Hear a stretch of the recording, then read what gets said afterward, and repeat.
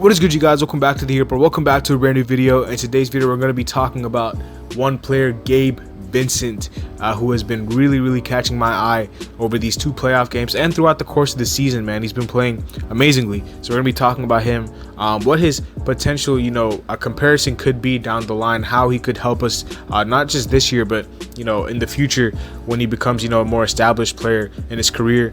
Leave a like, subscribe, and comment down below. Go check out my two recaps of game 1 and game 2 in the playoffs. We do not play today. We play tomorrow against the Hawks. Game 3, it's in Atlanta. It's going to be loud there. They have a really good home record, so we're gonna have to come with it, and I think we'll be ready. So yeah, without further ado, let's get right into it, man. So Gabe Vincent is the topic of conversation today. I was bored. I didn't really have much to do. Today's kind of like a chilled out day for me, not too much work in school and stuff. So I decided to make a video about this because Gabe Vincent has been really impressing me throughout these two games in the playoffs and throughout the whole season, man. The way that he's been playing has been really catching my eye, and I see a lot of similarities between him and one guy who is an all-star, actually a first-time all-star this season. So we're gonna get to that guy, that comparison, and we're gonna be talking about how Gabe Vincent could help us not only this season but also in the future. I haven't been the biggest Gabe Vincent fan. I even said at times this season that Oladipo should be in the rotation instead of him. Last season, I was not a big fan of his. He was atrocious last season. But he has really improved his game. And he's starting to grow on me, man. I'm starting to become a really big fan of his for how he plays, his approach to the game. The fact that he's like an alpha role player. He's not like a dude who's just going to sit quiet. He's going to make his presence felt and known. He is starting to become one of my favorite players on the Heat because of how he's been playing, man. And in these first couple of games, he has defended Trae Young exceptionally. He has held Trae Young to 1 for 9 or something like that shooting in these first couple of games. He has been a pest, and offensively, shooting the three really well. He's really improved his game since from last season. I remember last season I was getting very frustrated with him because offensively he kind of just did not bring anything to the table, but this season it looks like he's improved his shot tremendously from last season. His scoring output has increased. He has been one of the most underrated backup point guards in the league to Kyle Lowry, and Kyle Lowry has really taken him under his wing.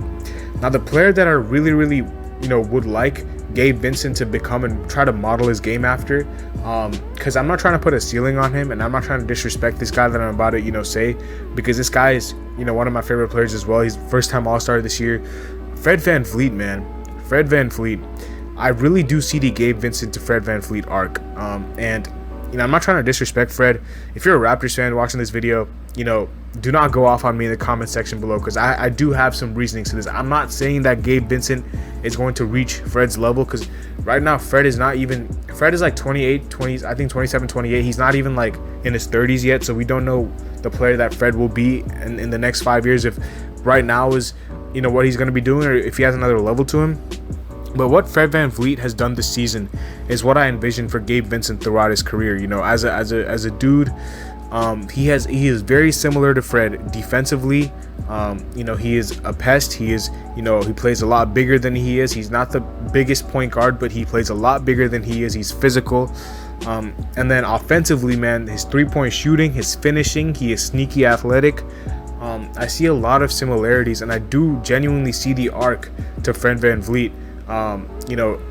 Just keep an eye out for that. And I'm not obviously not comparing these two players and saying that Gabe Vincent is going to be Fred VanVleet 2.0, all that stuff, but I do think there is a chance that he could become another Fred VanVleet. Not saying it's guaranteed, but I do see that arc for him. Now, if you guys can see right here, I am on Basketball Reference, stathead.com, actually, whatever this is from Basketball Reference. Right now, as you guys can see here, I am comparing Fred VanVleet and Gabe Vincent's third seasons, because right now Gabe Vincent is in his third year. Fred VanVleet, his third season was actually 2018-2019. If you guys don't know, that was the year the Raptors won the championship. So if Gabe Vincent has that type of fortune where he could become a very similar player to Fred, maybe the Heat can win a championship in his third year as well. Who knows? Fingers crossed. But yeah, apart from that, this is basically the comparison between the two, and it's very, very similar. You know, games played and games started. Game started is very similar. Fred and Gabe have started nearly identical amount of games. In Fred's third season, he started 28. Gabe has started 27. Minutes played, Fred played about 4 more minutes. Efficiency is very similar. You know, Gabe is a tad bit more efficient from the field, and Fred is a little bit more efficient from the 3-point line. You know, playmaking, I do think that that's where Fred has him beat in his third year. His playmaking had been more developed than Gabe's, but maybe that's because, you know, Gabe had to share the ball with Tyler off the bench.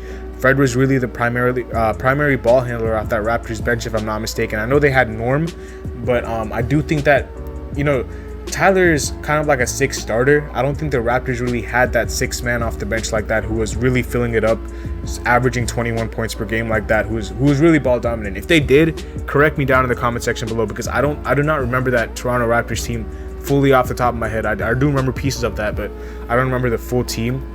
But yeah, as you guys can see, Fred's playmaking is a little bit more improved than Gabe's. Gabe only averages 3 assists, Fred averages 5, and scoring, Fred averages about 2 more points. If you round this up to 9, it's about 2 more points per game. But I can also attribute that to the fact that he played 4 more minutes per game as well in the season. So it's very similar though. Apart from that, it is very, very similar. I do think that as far as scoring the ball, you know, Gabe still has a little bit more work to do, because I do think that Fred's scoring was at a higher level. Even as you can see, like total points and stuff, he has over about 110 points more than Gabe throughout. And yeah, I do think that Fred's scoring was more developed and his playmaking was a little bit more developed as well. So Gabe is probably a year behind Fred, or maybe even just like a half a season behind. But apart from that, like a lot of the efficiency numbers, like minutes played, game started, was even like scoring wise, I know Fred's was more developed, but Gabe is still giving you 9 a game with Tyler off the bench with him as well. It is very similar, you know, per 36. If you go down here, it's very similar as well. It's just very similar, like I said. And I do genuinely see this arc to Fred VanVleet. You know, I'm not saying that he is gonna be the next Fred VanVleet, but he could be another Fred VanVleet type player, you know, that we see, and that the Heat could unearth, because they do have that development. The Raptors also have a top-notch development program. You know, shout out to the Raptors, man. I was pulling for them in that series against the Sixers. It does not look good for them. They're down 3-0, and they're probably going to be down 4-0.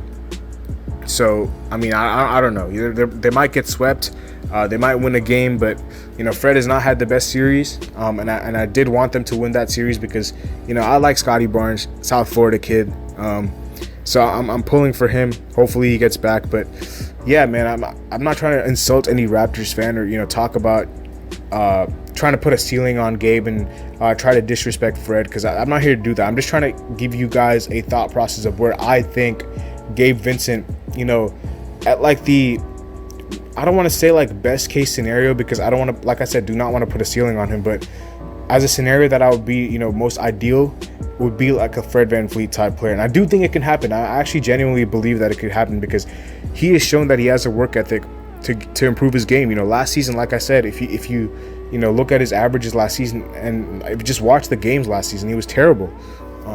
Defensively, he's always been, you know, last season he was a pest, but offensively just did not provide anything. Maybe his shot was kind of just all over the place, because I do remember Gabe Vincent in the G League was shooting everything, man. He was shooting a lot. The shot was going in.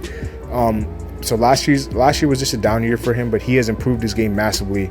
So credit to Gabe, man. I do think he could be an integral part on our team if we were to make a run, because you know, we would have to, you know, rely on him, because as a backup point guard, another thing I did not even mention is that Kyle Lowry is there. He mentored Fred.